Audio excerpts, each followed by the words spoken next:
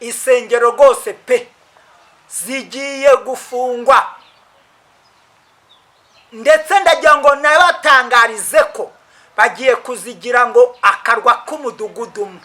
Umukiranutsi biraribwa n'umupfapfa, umupfapfa kandi akagaruka gushinza umukiranutsi ko ari we munyabyaha, ariko ngo umunyabyaha ngo ari umukiranutsi, ariko Yesu arahari.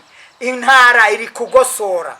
Buriya nta nubwo umugabo atandukanye n'umugore bariho, nta wemerewe gushaka umwe atarapfa, kuko itegeko rivuga ko ari ugutandukanwa n'urupfu cyangwa Yesu agize ate agarutse. Ngaka agakiza k'Imana. None iyo umushumba bikoze gutyo ari n'umushumba, iyo bikoze gutyo ni umucuruzi, ntago ari ugukorera Imana. Ikizira cy'umurimbuzi ubundi Bibiliya ivuga ni iki? Urakitubwira? Ikizira cy'umurimbuzi nuvuga iby'Imana ariko ntakora iby'Imana ishaka. Ubwo ni umunyabinyoma. Umunyabinyoma nyine.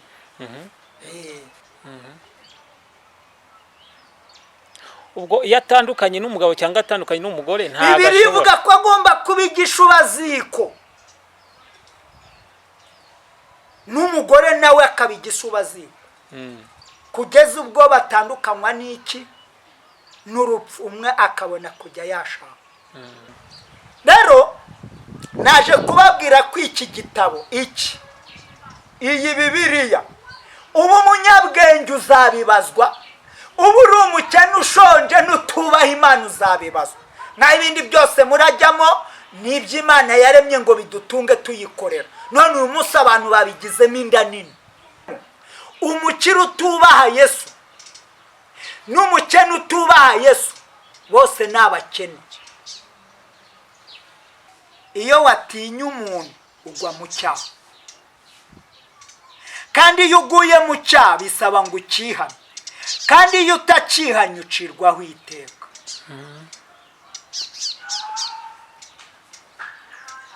Ariko umuntu wubaha Imana baramubeshera akayishimira.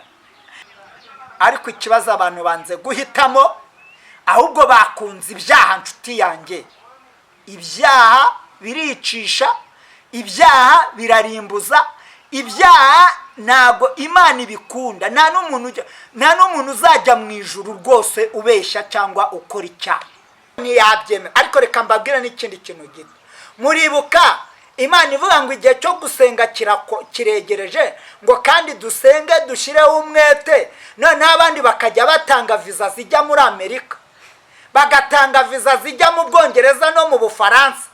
Bagiye hehe? Nta mugore w'umupasiteri ubaho, nta n'uwe mbona Yesu yarimye. Cyakora ikintu yakoze, yababwiye kubw'umurimo mwiza wo gufasha abagabo bakora umurimo w'Imana, kuko nabo ari abantu bakorera iki Imana. Noneho uyu munsi rero icyahabaye, njye byananteye n'ubwoba, ariyo mpamvu mbyirinda.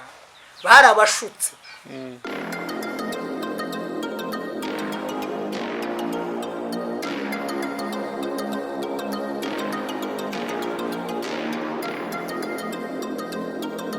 Reka tubasuhuze mwebwe mwese mukurikira izi channel dufite hano. Imana nibaha umugisha mwebwe mwese mwakanze kuri izi channel subscribe. Iyawe ni yiharya. Mbwira. Channel ya Nowa TV1 n'Umuremyi TV. Nawe Ishimwe ry'Imana TV. Twese twabukereye kugira ngo twumve ijambo ry'Imana. Hari intego twateguye kugira ngo Imana abantu bose badukurikira dusobanukirwe byinshi cyane muri uyu mwanya. Umukozi w'Imana rero reka twese tumwakire mu izina rya Yesu Kristo, ariko ntabwo twakwibagirwa kwakira abakunzi bacu badukurikira, abatuye mu Rwanda, mu majyepfo, mu majyaruguru, mwese nabo mu burengerazuba, mu burasirazuba, mwese tubashije kubasuhuza. Namwe muri diaspora ntabwo twayibagirwa. Imana nibarinde. Reka twakire umukozi w'Imana Pastor Noah. Sibwo bwa mbere twamwakira. Imana yamuhaye byinshi cyane byo gutanga kugira ngo abantu babashe gukizwa. Reka tumwakire adusuhuze muri ubwo buryo. Murakoze cyane. Imana ibaha umugisha kubwo kuntumira kugira ngo nicarane namwe hano imbere y'izi kamera, kugira ngo tuvuge ijambo ry'Imana, aho abandi bari kuvuga ubupfapfa ni imbaraga z'umwijima by'isi, ariko twe tuvuga imbaraga z'Imana no gutabara kw'Imana. Imana ibishimire. Amazina yanjye rero ni Munyaneza Nowa, nkaba ndi umugabo ufite umugore. Imana ibishimire, ndi umushumba. Uri umushumba, uri pasiteri Nowa. Amen. Iyo rero ni pasiteri Nowa twakiriye uyu munsi. Ntabwo tuzagira buri munsi, tuhora tubazanira abavugabutumwa bavuga ijambo ry'Imana bya nyabyo. Namwe mudukurikire kuva mu kiganiro tugiye gukora kugeza gishoje. Reka tumusabe adusengera Imana muri ubwo byo, noneho tumwakire akomerezeho. Hari intego yatubwiye ngo ikigeragezo ni icyaha, sibyo? Amen. Ubwo rero tugiye kubisobanukirwa. Hari benshi cyane batabimenya, batamenye ko icyaha kimeze cyangwa ikigeragezo, ugasanga birabacanze. Reka rero muri uyu mwanya tumwakira dusengera Imana, twinjire muri ibyo ngibyo. Mu izina rya Yesu Kristo, imbaraga zo kwizerwa kandi ubugingo, amahoro, itangiriro n'iherezo, turagushimiye ko ari wowe ujya uturinda muri byose mu nzira z'ubu buzima bw'iyi si. Ubwami bwawe bumanuke bubane natwe, kandi n'abagiye kumva bo mu birere bine by'isi. Wiheshe icyubahiro, Mwuka wera aganze, icyubahiro kibi cyawe mu bagabo, abagore, abasore n'abakobwa, imfubyi n'abapfakazi, bigaragaze none n'iteka ryose. Amen. Amen. Amen. Mukozi w'Imana ni karibu. Murakoze cyane. Imana ibishimire kandi bagirire neza. Rero tugiye kuganira ku ijambo ry'Imana, ariko cyane abantu badasobanukiwe bashaka gufata icyaha bakagihindura ikigeragezo, cyangwa bagafata ikigeragezo bakagihindura icyaha. Naje kubabwira ko ni inzira ebyiri zitandukanye, ariko nanone ziri mu kintu kimwe, aricyo Yesu yaje akambarira ubusa kugira ngo buri wese akizwe.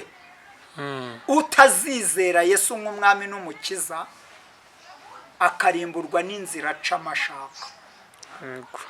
Rero Imana ibagirire neza. Icya mbere, ikigeragezo kirimo kwerekana imbaraga z'Imana no gutabarwa n'Imana, ndetse n'abagushungera kugira ngo baguseke, ariko Imana ikagarura kwa kuguseka bagusetse, ikaguhindura umunezero n'ibyishimo. Rero ndagira ngo mbabwire yuko ikigeragezo ni isabune ku mukiranutsi. Yego. Ariko nanone ikigeragezo ni nacyo gitera bamwe batizera kujya mu byaha, bigatuma bagaruka bihana ibyaha bakoze. Rero niyo mpamvu nagira ngo mbabwire yuko ikigeragezo havamo amashimwe, kandi hakavamo n'ubuhamya bwiza, kandi hakavamo no gushima Imana nawe imbere y'abana b'abantu, kandi n'Imana ikwishimira. Ngicyo ikigeragezo. Ikigeragezo nta muntu n'uyu n'umwe uri hano ku isi utagicamo. Ikigeragezo gitandukanye n'icyaha.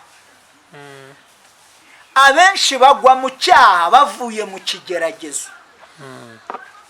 Ari Imana ivuga ngo bambitse Imana ubusa, cyangwa bambitse Yesu ubusa, ariko kugira ngo Yesu yaje kubambwa kugira ngo atabare abageragezwa, kandi anakize abanyabyaha, kugira ngo nibakira bamwumvire bazabone ubugingo buhoraho. Hakaba rero n'abazirimbura ku giti cyabo kubwo kwanga ijambo ry'Imana. Rero nicyo nagira ngo mbabwire, kandi nicyo nagira ngo mbasobanurireho. Bibiliya rero ibivugaho iki? Cyane icyo nagendera no kureba umugabo bita dogiteri ari we Luka, wanditse igitabo aricyo cyitwa Luka, ndetse n'ibyakozwe n'intumwa, ari byo mu Kinyarwanda twebwe abasenga mu butayu bagira gute tuvuga ngo ni isiyanse izimeni, kandi ari igitabo cy'umwuka mu by'ubu buzima no mu by'uyu bugingo no mu mirimo dukora. Amen. Amen. Rero titire iravuze ngo twe gutinya abantu. Icyambere, iyo watinya umuntu ugwa mu cyaha, kandi iyo uguye mu cyaha bisaba ngo ukihane, kandi iyo utakihanye ucirwaho iteka.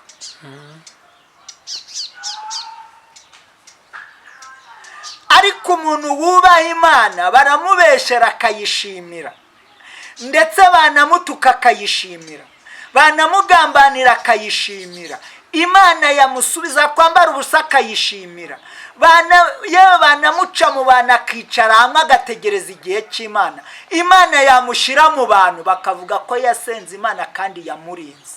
Icyo ni ikigeragezo umuntu aba yararimo. Amen. Amen.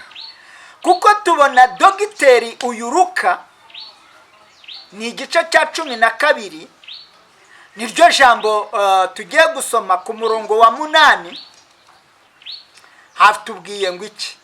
Haruze ngo kandi ndababwira yuko uzamamiriza imbere y'abantu, nanjye umwana w'umuntu nzamuhamiriza imbere y'abamarayika b'Imana.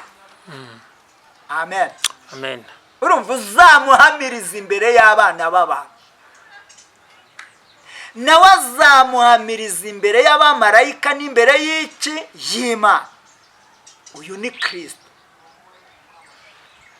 Mu rundi ruhande ngo azaduhamiriza niwe Mana waje gucungura umuntu wari uremwe mu ishusho y'iki? Y'Imana. Njya numva abantu bashaka gutandukanya itangiriro ndetse n'iherezo. Ndagira ngo nkubwire ngo umuntu aguciye umutwe ntago wabaho, igihimba kimwe kigasigara ikindi ntibibaho. Ariko ndagira ngo nkubwire amaboko n'amaguru byabasha kuva ariko kukabaho. Ariko nanone mu rundi ruhande Yesu wavuze ko ibintu byose ari ukumuhamya.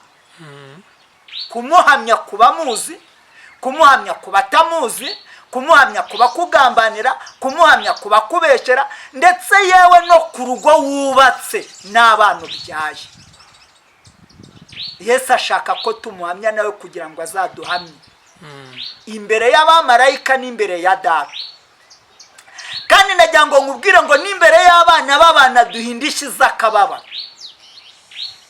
kubw'ibigeragezo twaciyemo. Amen. Amen. Umurongo wa 9 uratubwiye ngo utubwiye ijambo ngo ariko unyihakana imbere y'abantu nawe azihakanirwa imbere y'abamarayika b'Imana. Amen. Amen. Bivuga ngo umuntu uhakana Yesu uyu munsi ariho muri ubu buzima, twambaye imyenda, twambaye umubiri, dufite umwuka, dufite n'ubugingo, nawe ntabwo azamuhamya imbere y'abamarayika n'imbere ya Se. Muri iyi minsi rero ikintu kineye ubwoba ni kimwe: abantu bari kweza ibyaha barangiza bakavuga ngo ni imyemerere. Imana ifite ukwemera, ntabwo ifite imyemerere. Imyemerere ni iy'abantu, imyumvire ni iy'abantu. Ariko Imana ifite ko tuyemera, tukayizera, tukayikunda, tukayiramya, tukayubaha ahariho hose. Ngiki kigerageza Imana yaduhaye kugira ngo tugicemo nayo izaturate. Kuko nta waba umusirikare atakoze amafunzo, niyo bamujyana atayakoze barabanza bakamutereninga nk'igihe cy'ukwezi cyangwa ibyumweru 2 bakabona kumujyana ku rugamba. Na Yesu rero ntabwo azajyana umuntu utaciye hano ku isi, ntawubaho. Amen. Amen. ijuru riratwaranirwa ngo kandi ntwarane rizarigishwamo n'iki? N'imbaraga no kwizera n'urukundo n'ibyishimo. Andi kuvuga ku kintu cyitwa ikigeragezo, si icyaha mu nyumva, ahubwo ni ugukomera mu mbaraga z'Imana no kwerekana imbaraga z'Imana kugira ngo Imana yacu yerekane kwera kwayo kandi yerekane na rya jambo ubwenge bwayo. Uyu munsi ikibazo dufite, abantu bafashe ubumenyi bwabo babuhindura ubwenge, ariko tujye dutandukanya ubumenyi n'ubwenge. Ubwenge uvukana nabwo, iyo utavukanye nabwo Bibiliya ivuga ko ari ikigoryi. Hari nawe ivuga ngo yakonywe ku bw'abantu ngo kugira ngo abe iki kigoryi. Hari n'abakonywe ku bw'Imana ngo kugira ngo bakunde baramye Kristo n'abazabane nawe mu bwami. Ubundi inkone ziriho n'eshatu.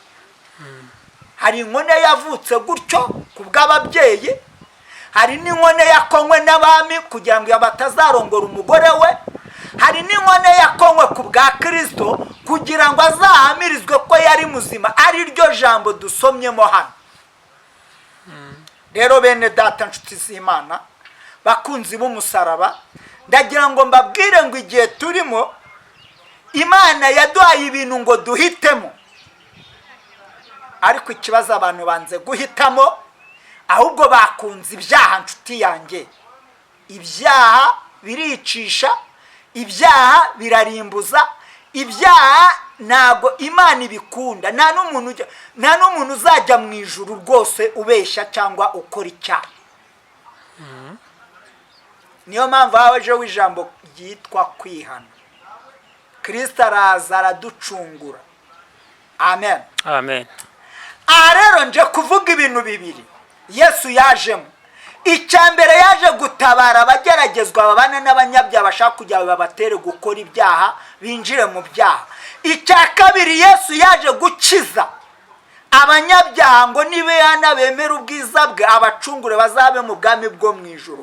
Ariko abanze ubuntu bwa Kristo bakarimbuka bagacirwaho iki? Iteka. Aba ni abanyabyaha. Nicyo gice tugiyeho noneho.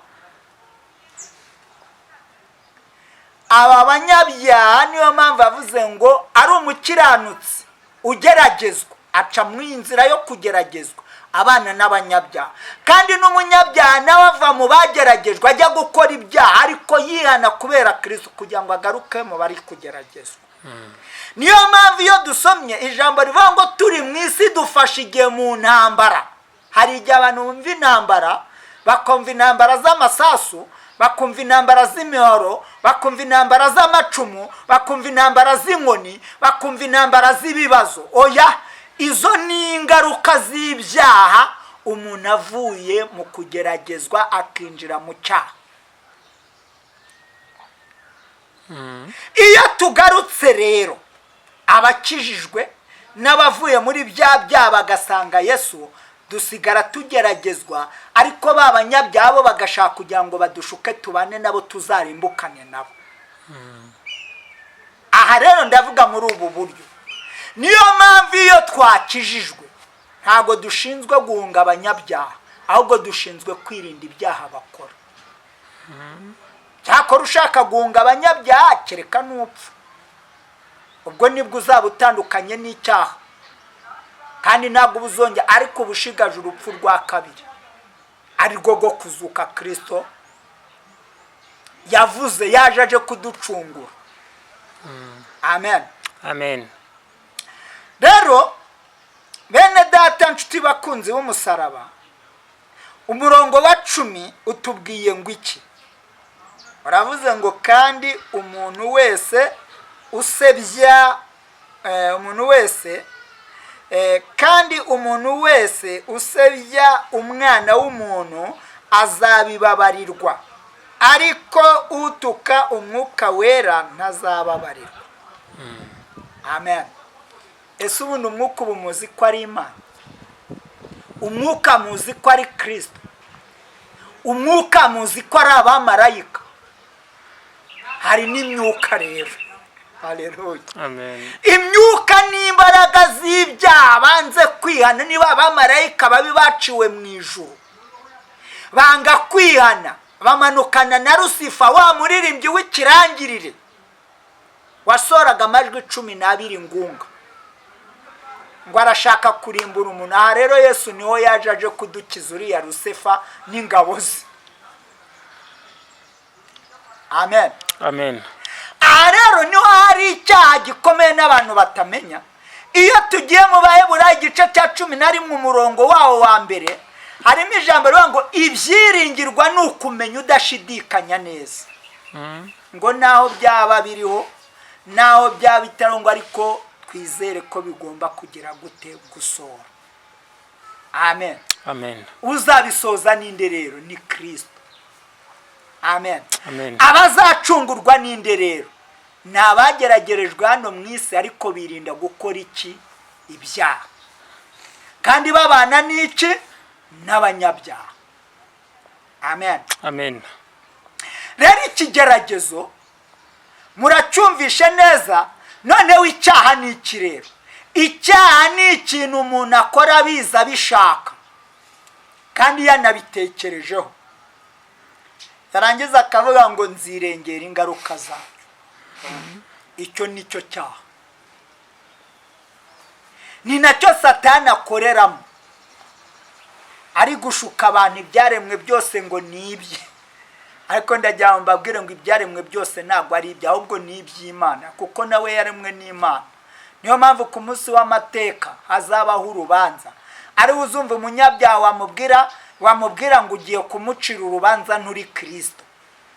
Oya, turi muri Kristo nitwe shusho y'ibiboneka n'ibitaboneka, kugira ngo tuvuge ukuri kwe, kuko turi mu nshingano ze. Cyakora ubikora atabirimo, Bibiliya imwita antikristo, umuhanuzi w'iki? W'ibinyoma. Uwo niwe munyabyaha. Bibiliya itubwira ngo iki? Ngo umuntu uvuga ko Yesu atambaye umubiri akavuga ko ari umwuka gusa, ngo uyu muntu ngo niwe antikristo, niwe muhanuzi w'iki? W'ibinyoma. Aba bantu mwitonde, bari kwigisha inyigisho z'ubuyobe ngo Yesu yabirangirije ku musaraba, ngo nimureke turye tunywe dukore ibyaha, ngo yaratubabariye, ngo yarabirangije, ngo ni isezerano rishya. Ariko yavuze ko ari inzira ebyiri umwana w'umuntu akagira ate? Agahitamo. Ndagira ngo nkubwire ngo uzaroba ubusa, ariko nuhitamo neza uzabana na Kristo n'abamarayika n'Imana. Amen amen. Rero iki cyaha turakibona aho n'ubundi murongo waho turasoma n'umwe. Aravuze ngo umutunzi w'umupfapfa. Anja mumva abantu bakarokomantere ngo umukene mu isi ngo nazajya mu ijuru, ngo umukire mu isi ngo niwe uzajya mu ijuru. Reka nkubwire, Imana yambwiye ko yaba umukire utubaha Yesu, yaba umukene utubaha Yesu, bose ni abakene. Ndongera mbisubiremo, umukire utubaha Yesu n'umukene utubaha Yesu bose ni abakene. Amen amen. Iri jambo ryo riranakomeye, kuko abantu benshi bari gukora icyango nibwo buzima, kandi barangiza bakambara ngo ni imyizerere, abandi ngo ni imibereho. Nta mibereho iri mu cyaha ibaho, nta niyo mbona. Nta mibere iba mu cyaha ibaho, ahubwo umuntu aba ari mu mwijima wicura burindi. Kuko bivuga ngo iki? Ngo nta mahoro y'umunyabyaha. Iyo bivuga ngo nta mahoro y'umunyabyaha bivuze iki? Nuko ari umuntu ukora icyaha kandi yararemewe kugira ngo abeho mu buzima Imana ishaka ku isi. Amen. Kandi nawe ngo uyinezeze. Rero Imana ibagirire neza. Umurongo ni uwa 15, ariko uzabishaka neza azahere ku murongo wa 13, ariko nge ndasoma uwa 15. Havuze ngo iki? Aravuze ngo arababwira ati mwitonde kandi mwirinde kwifuza kose, kuko ubugingo ngo bw'umuntu butava mu bwinshi bw'ibintu atunze. Amen. Amen. Mpamvu navuze uyu murongo, nababwiye ngo uyu Dogita Luka yari avuye mu Bugiriki aje kwimetiriza iby'ubuganga. Uyu munsi ndabona ari byo bintu abantu baraye ngo ntawasengera ngo umuntu akizwe, ngo bajye babanza bamujyane kwa muganga. Kandi ndabona n'abize bamwe bavuga abantu kwa muganga, ahubwo aribo bari guteza ibibazo byinshi ku bantu bubaha Imana. Ariko Yesu wavuze ngo iki? Ngo twebwe abakiranuka tubane nabo, kuko ubwinshi bw'Imana butava mu bintu umuntu atunze. N'ubugingo bw'Imana ntabwo buva mu bintu atunze, ahubwo biva mu kubaha umwami Yesu no kubaha abamarayika n'Imana no kumenya kuba mu bugingo buzima. Ubugingo buzima ni umuntu udakora icyaha kandi ari mu isi y'abanyabyaha. Amen. Amen. Haleluya. Amen. Dawidi ngo nuko agisha inama Uwiteka, ngo ubwo Abafilisitiya bateraga bakuzura ikibaya cyo muri Arafu.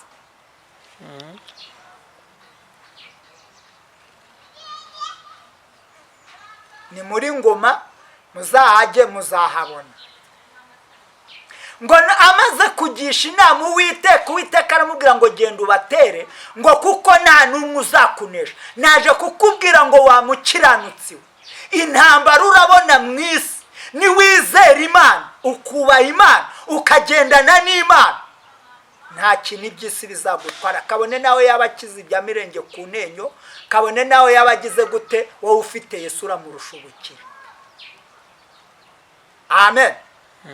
Amen. Amen. Tubonye ko ubwinshi bw'ibintu butazahesha umuntu ubugingo kandi butazatwara n'umuntu mu ijuru. Ikizatwara umuntu mu ijuru ni ukubaha Kristo, ni ukubaha abamarayika badukorera, no kubaha Imana. Amen. Amen. Kandi natwe turi abamarayika, turi n'utumana dutoye imbere y'Imana hano mu isi. Amen. Rero naje kubabwira ko iki gitabo iyi Bibiliya, ubu umunyabwenge uzabibazwa, ubu uri umukene ushonje n'utubaha Imana uzabibazwa.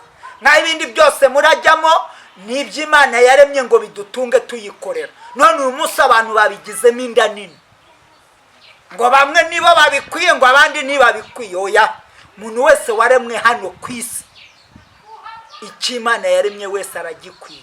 Ariko hari n'icyo twirinda, icyaha.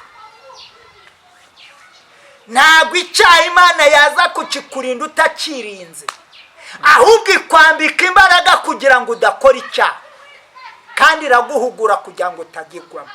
Kuburirimba, kubuhanura, ubwiriza, ndetse unasengera abagayi bagakira, ariko ugasambana nta juru uzajyamo, kububesha nta juru uzajyamo, kuba wica nta juru uzajyamo. Kuba uri umuparotisiye ntukore icyo Imana ishima ntuzajyayo. Kuba uri umuhanuzi, uri pasiteri, uri bishopu, uri ari wa porofeti, uri umubwirizabutumwa, nta juru uzajyamo. Icyo Imana ireba ni ugukizwa neza. Amen.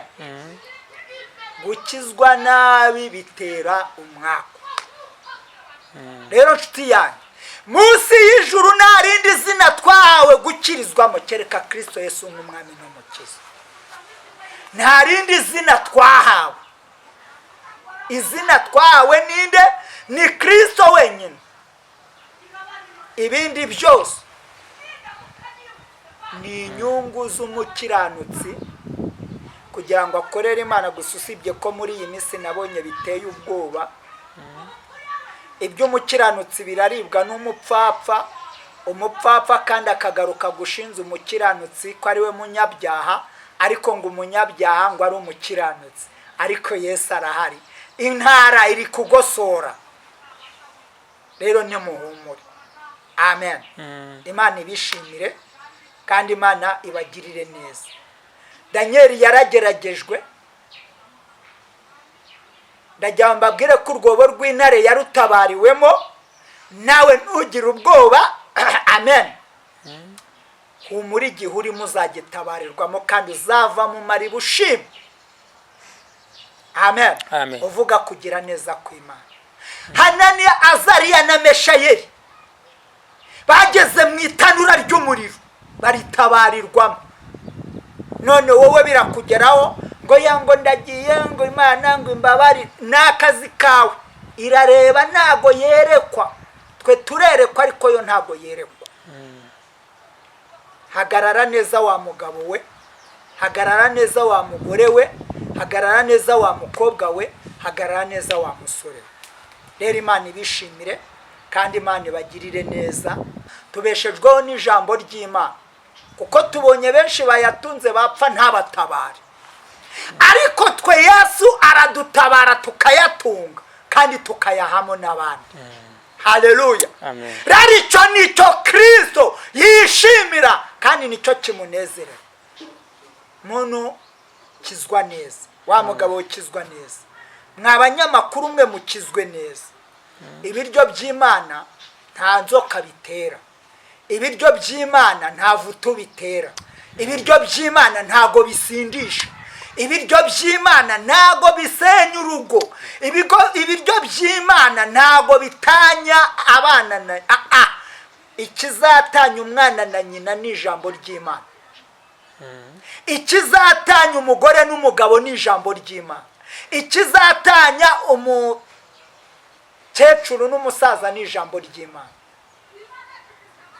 Haleluya. Niyo mpamvu rero mbabwira ngo icyitonderwa, uyu munsi ndabisubiramo, kugeragezwa si icyaha, ahubwo gukora icyaha bidutandukanya n'Imana, ariko ikigeragezo kitwunga n'Imana. Ndabisubiramo, ikigeragezo si icyaha, ikigeragezo kitwunga n'Imana, ariko icyaha kidutandukanya n'Imana. Ariko Imana iratwishimira, yohereza Kristo kugira ngo akize n'abanyabyaha, atazagira uvuga ngo ntawaje kumucungura. Aha rero niho ruzingiye ingata,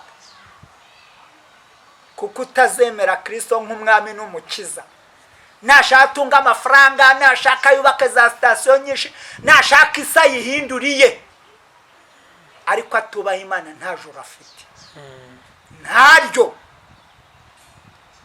Reka tubirebe, ariko reka turebe iryo jambo.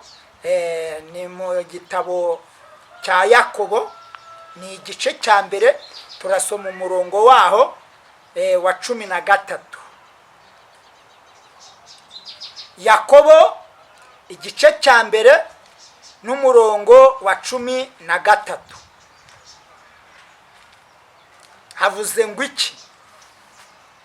Haravuze ngo umuntu niyoshywa gukora icyaha ye kuvuga ati Imana niyo ibyohesha, kuko bidashoboka ko Imana yoshya ibibi, cyangwa ngo ibyo cyangwa ngo nayo igire uwo ibyohesha.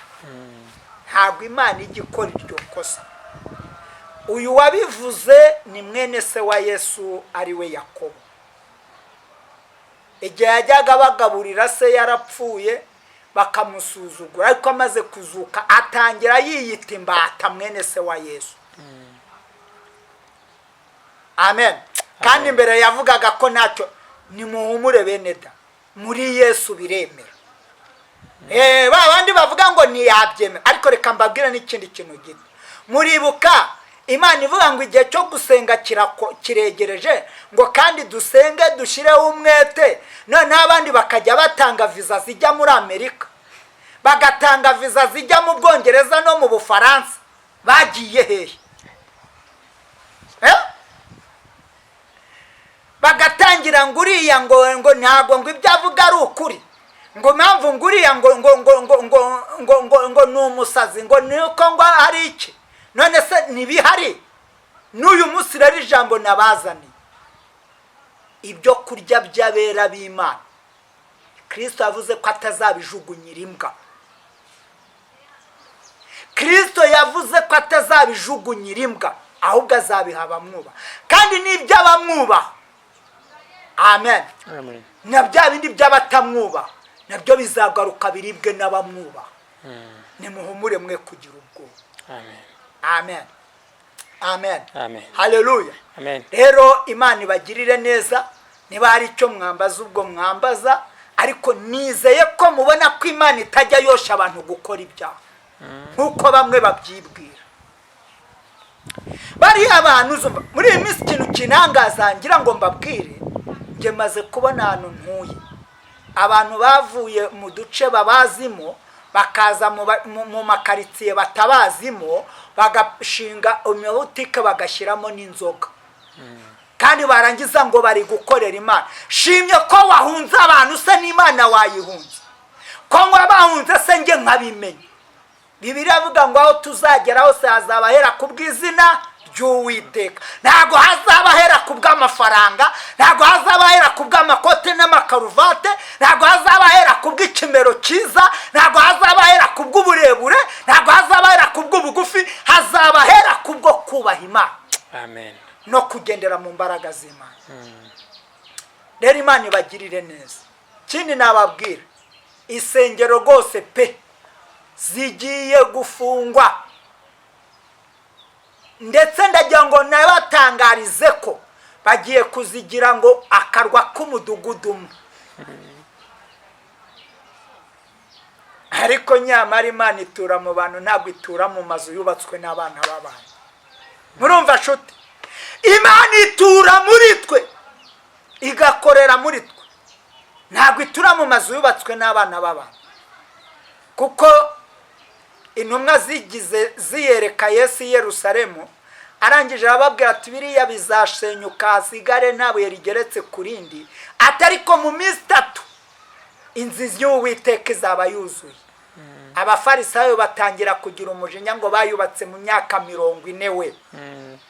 Iriko Imana yo yaremye umuntu mu gihe tutazi, kandi yari kubaho bw'Isiraelezo, ariko azira gukora icyaha. Imana yohereza Kristo kugira ngo icungure wa muntu wa muntu waguye mu cyaha, ndetse icungure n'umuntu ugeragezwa, nyuma zongera abeho muri bwa buzima busanzwe. Amen. Amen. Ikindi nagira ngo mbabwire, twe dukomoka kuri Noah TV. Dukomoka kuri Noah. Turabuzukuru ba Noah. Bakomotse mu nkuge. Rero murarata amazu y'ibitabashwa, murarata amafaranga y'ibitabashwa, murarata ibiki, abantu bakicwa n'inzara, mwarangiza ngo mukanabambura n'ibyo bafite. Ariko Yesu yaje gukiza bamwubashye, ntabwo ajya akiza ibintu byinshi abantu bakoze ku isi. Rero ndababwira ngo twese tugarukire Yesu. Ijambo ngarukamo ni rimwe, waba ufite utubaha Yesu uri umukene, waba udafite utubaha Yesu uri umukene, ariko umuntu wese ufite Yesu Bibiliya ivuga ko atungishije benshi. Rero Imana ibishimire kandi bagirire neza, kandi Imana ikomeze kubarinda aho muri hose mu birere bine by'isi. Abo ba Kristo Yesu, namwe batuba Kristo Yesu, ni mwihane mu mugarukire, nawe azabagarukira afite impuhwe n'ibambe ryinshi. Amen. Natwe twari abanyabyaha tubivamo. Niyo mpamvu turi guhamya Kristo. Niba umuntu yemera gukina politiki, akemera gupfira politiki itazamujyana mu ijuru. Noneho na Daniel wemeye gukina politiki kandi agakorera n'Imana, ubwo wakoze neza nini? Ni mube nka Daniel, ni mube nka Ananiya na Azariya, ni mube. Amen. Nka Dogita Luka wavuye mu bugiriki akemera guca bugufa akigisha ku bya Yesu, nawe akaba umwigisha mu bigisha, kandi wigishijwe n'abigishwa, ariko akagana n'abigishwa ba Yesu. Natwe turangana nawe. Haleluya. Amen. Abakunda Yesu mujye mwishima, ntateka tuzacirwaho. Imana ibishimire kandi bagirire neza. Murakoze cyane. Pastor Noah, urakoze cyane. Imana igumugisha utuganirije ikiganiro cyiza. Nakubaza ngo tuganiye ku ntego y'icyaha, ariko iyo urebye nk'abashumba, uri umushumba, uri pasiteri, ariko dufite abashumba b'abapasiteri b'abagore, kandi benshi cyane nta bagabo bafite. Usanga bavuga ubutumwa nta bagabo bafite. None ko watuganije ku cyaha, ubwo wowe ubyumva gute ku bagore b'abapasiteri b'abashumba bashumbye kandi nta bagabo bafite, kandi ijambo ry'Imana rivuga ngo umugore agomba kuba afite umugabo cyangwa n'umugabo afite umugore ari umudiyakoni. Wowe wayivugaho iki? Ubundi umugabo yezwa kubw'umugore n'umugore akezwa kubw'umugabo. Yego. Rero ni ukuvuga ngo iyo bitagenze gutyo, kera umubaba yinjiranye abantu, kandi uyu mubi kumurwanya ni ukunesha. None rero ikibazo gihari icyo mbajije, uzasoma ibyanditswe ngibi, nta mugore w'umupasiteri ubaho, nta n'uwo mbona Yesu yarimye. Cyakora ikintu yakoze, yababwiye kubw'umurimo mwiza wo gufasha abagabo bakora umurimo w'Imana, kuko nabo ari abantu bakorera iki? Imana. Noneho uyu munsi rero icyahabaye, nge byananteye n'ubwoba, ariyo mpamvu mbyirinda. Barabashutse. Barabashutse ngo kuko ngo nabo ngo babanye n'intumwa, ngo kandi bakajya kureba Yesu, ngo barangiza bakajya kubwira abigishwa, ubwo nabo babaye abashumba. Ngaha ni inkomoko bayikuye, ariko siyo, kuko babagiye kubwira abigishwa, n'abigishwa bajya kuvuga ubutumwa bwiza, none n'abasigara mu rugo. Niyo mpamvu uyu munsi ubona itorero ryo mu rugo ryapfuye, nta bana tukigira bagira uburere. Kera iyo umwana yananiraga nyina, ise akava ku mirimo akamubwira mu cyahaga, umwana akajya mu murongo. None ubu ari nyina ntamwumva, ari na se ntamwumva, ngo ahubwo arumvira amategeko, kandi n'amategeko nayo yabananiye. None ko abagore bavuga ngo byose Yesu yarabirangije, yavuze ko twese tugomba kwigirirayo, urumva nabo batagomba kuba pasiteri? Murakoze cyane. Iryo jambo umbajije, ubundi iyo wubatse itorero ryo mu rugo, buriya niryo torero rikura, ari ryo twebwe. Ubu twebwe umuco twagize, njya mbwira abantu ngo kera papa iyo yanyitabwa imbwa, cyangwa akambwira ngo ntacyo nzimarira nzaba imbwa ninaba umugabo, cyangwa mama akankubita kuko ntakoze, naramugayaga. Ariko ubu uyu munsi wa none ndamushimira, njye nanamubonye namupfukamira, kuko uburere mfite bwose niho mbukesha. Urumva data yagiye kumpahira kugira ngo nkure nanjye ngereho ngeze, mama nawe akancunga kugira ngo ntangiza noneho nkabikirara cyangwa nkabiki, bituma nkura. Rero nicyo buriya umugore abereyeho. Mushumba, urakoze kubw'icyo gisubizo mudushubije, ni byiza. Navuga ngo nk'umugore cyangwa umugabo iyo agiye gusezerana, turacyari kuri cya cyaha. Iyo umugore n'umugabo cyangwa iyo yatandukanye n'umugabo barasezeranye mu rusengero, ari umushumba cyangwa ari katuvuge ku bashumba kuko nibyo bikunda kubaho, cyangwa n'abakirisitu, sibyo? Iyo amaze gusezerana kongera agakora ubukwe bwa kabiri, cyangwa ari umushumba ashumye akongera akakora ubundi bukwe akadivorusa bwa kangahe, icyo ntago ari icyaha? Ngenda bigira muri ubu buryo, niko kuri kwanjye, kandi niko biri. Buriya nta nubwo umugabo atandukanye n'umugore bariho, nta wemerewe gushaka umwe atarapfa, kuko itegeko rivuga ko ari ugutandukanwa n'urupfu, cyangwa Yesu agize ate? Agarutse. Ngaka agakiza k'Imana. None iyo umushumba bikoze gutyo ari n'umushumba, iyo bikoze gutyo ni umucuruzi, ntago ari ugukorera Imana. Wari wasoma muri Matayo 24, ikizira cy'umurimbuzi, ubundi Bibiliya ivuga ni iki? Urakitubwira? Ikizira cy'umurimbuzi nuvuga iby'Imana ariko ntakora iby'Imana ishaka, ubwo ni umunyabinyoma. Umunyabinyoma nyine. Kandi ngo imbuto yera zingana n'ibyo atunze. Bibiliya ndagusubiriramo ijambo rimwe ivuga, nuko umugabo aba apfuye cyangwa umugore agapfa. ngo nibwo ababohowe ku itegeko. ubwo iyo atandukanye n'umugabo cyangwa atandukanye n'umugore ntabwo Bibiliya ivuga ko agomba kuba igishubaziko, n'umugore nawe akaba igishubaziko, kugeza ubwo batandukanywa n'iki? N'urupfu. Umwe akabona kujya yashaka. Nka bindi byose n'indyohesha birayi y'abantu bishyiriramo. Nk'uko uzi abantu bavuga ngo ntibaryaga ingurube ngo ni icyaha, none ubu bakaba basigaye bayirya bayibye. none uwo mushumba ashatse undi mugabo kugira ngo wenda akomeze kuba umushumba, kuko tuzi ko nta mushumba ushumba adafite umufasha, ubwo abishatse yabigenza gute pastor? Ndabisubiramo.